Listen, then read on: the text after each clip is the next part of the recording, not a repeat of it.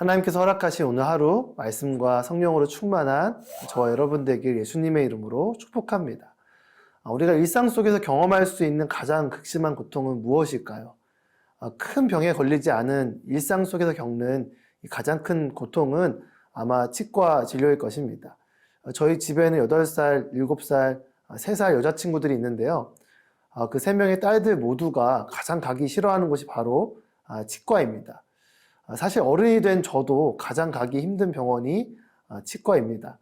여러분도 아마 비슷할 것입니다. 이 드릴 같은 기계 소리, 또 침을 빨아들이는 석션 소리, 소독약 냄새, 이 모든 것 하나하나가 그냥 생각만 해도 바로 떠오를 만큼 각인되어 있음을 우리가 보게 됩니다. 우리가 이렇게 치과를 가기 힘들어하는 이유는 무엇일까요? 그곳에 가면 경험하게 되는 이 뼈를 깎는 고통 때문일 것입니다. 오늘 본문의 욥이 바로 이 뼈를 깎는 고통을 겪고 있습니다. 그런데 그를 더 아프게 하는 것이 있다고 합니다. 어떤 고통이 욥을 괴롭히고 있는지 함께 욥을 중보하는 마음으로 묵상하길 바랍니다. 오늘 묵상의 주제는 부재중이 임재중으로입니다. 오늘의 말씀은 욥기 30장 16절에서 31절입니다. 이제 내 영혼이 속에서 쏟아져 버리고 고통의 나날이 나를 붙들었다. 밤이 되면 뼈가 쑤시고 뼈를 깎는 아픔이 끊이지 않는다. 엄청난 힘이 내 옷을 잡아채는구나. 내 옷깃같이 나를 휘감는구나. 그분이 나를 진흙 속에 던지셨고 내가 흙덩이처럼 잿더미처럼 돼버렸다. 내가 주께 부르짖는데도 주께서는 듣지 않으시며 내가 일어서도 주께서는 나를 보아주지 않으십니다.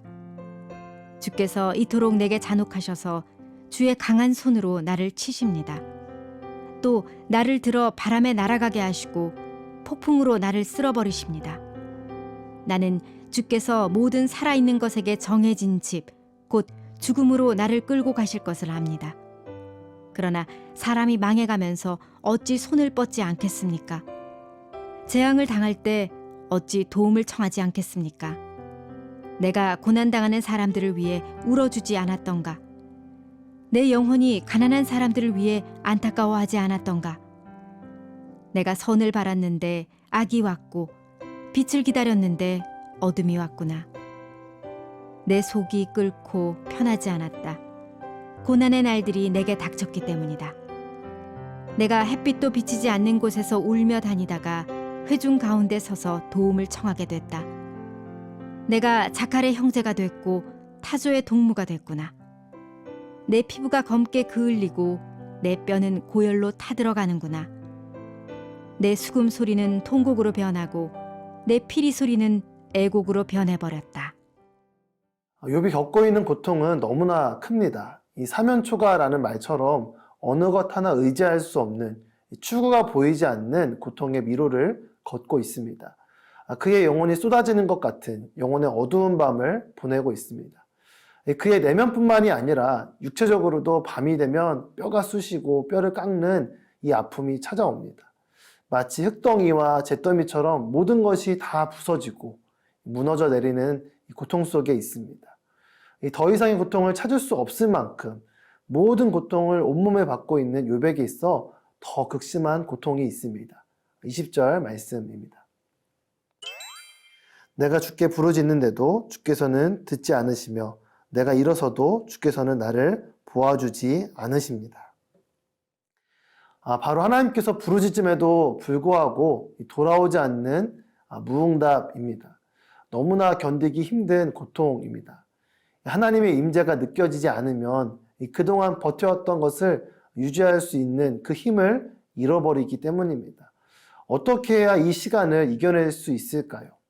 때로 하나님의 임재를 느끼지 못할 때 우리가 붙들 수 있는 것은 바로 하나님의 약속의 말씀입니다. 함께 자막을 보고 우리 함께 이 약속의 말씀을 선포하면 좋겠습니다. 고린도전서 10장 13절 말씀입니다. 함께 읽겠습니다. 사람이 감당할 시험 밖에는 너희가 당한 것이 없나니 오직 하나님은 미쁘사 너희가 감당하지 못할 시험당함을 허락하지 아니하시고 시험당할 즈음에 또한 피할 길을 내사 너희로 능히 감당하게 하시느니라. 하나님의 시험에는 분명한 계획이 있음을 믿으십시오. 하나님은 신실하셔서 우리가 감당할 수 있는 시험만 주시는 분임을 믿으십시오. 하나님은 시험 가운데 항상 피할 길을 주셔서 그 시험을 감당하게 하시는 분임을 믿으십시오. 아멘. 하나님의 약속의 말씀을 붙들 때 살아있고 활력이 있는 예리한 주님의 말씀이 우리의 모든 상황을 뚫고 우리의 마음과 생각과 뜻과 우리 존재를 변화시켜 결국 모든 시험 가운데 승리하게 하실 줄 믿습니다.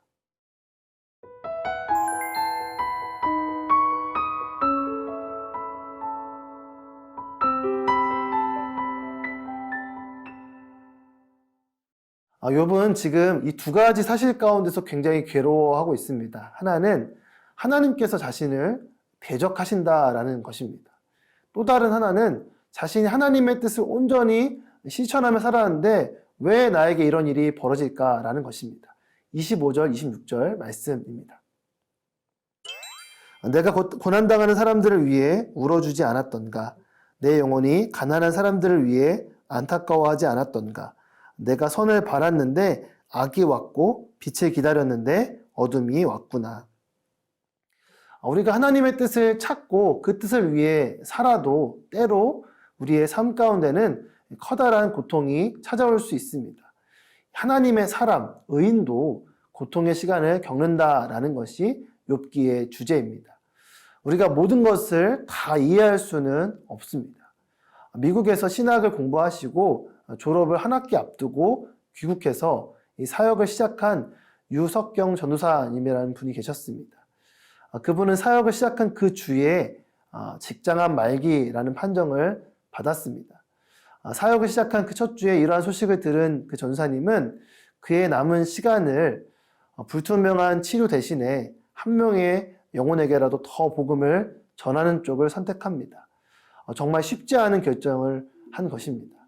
그분이 쓴 당신은 하나님을 오해하고 있습니다 라는 책에 보면 이러한 내용이 있습니다. 어떤 분께서 하나님을 원망하지 않았습니까? 라는 질문을 했다라고 합니다. 그분의 이 대답은 이렇습니다. 단 한 번도 원망하지 않았습니다. 왜 암에 걸렸는지 묻지도 않았습니다. 저는 하나님을 이해하려고 하지 않습니다. 저는 주님을 신뢰합니다.